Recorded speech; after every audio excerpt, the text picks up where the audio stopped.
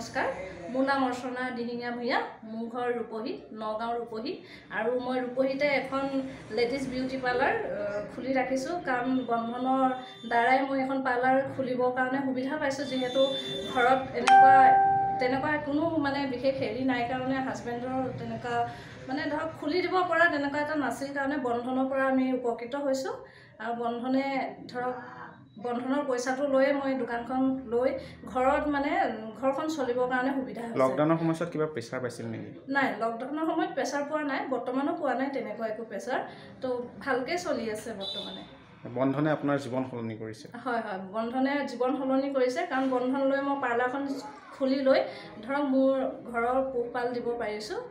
মোৰ নাম ৰেকিবউদ্দিন হয়। মই এনে ৰূপহী আছে। আগতে মই এটা কস্মেটিক দোকান চলাইছিলোঁ। পিছত বন্ধনৰ পৰা লোন লৈ পেলাই মই এখন কাপোৰ দোকান খুলিছোঁ। কাপোৰ দোকানটো এতিয়া ভালেই চলি আছে।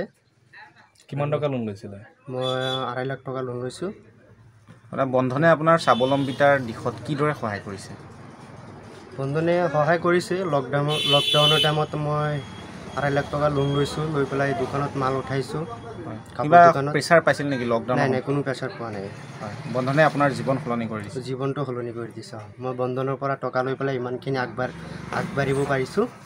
বহুত ডাঙৰ এটা দোকান দিলোঁ, কাপোৰ দোকান, বন্ধনৰ পৰা টকা লৈ পেলাই। আমাৰ উন্নতি হৈছে।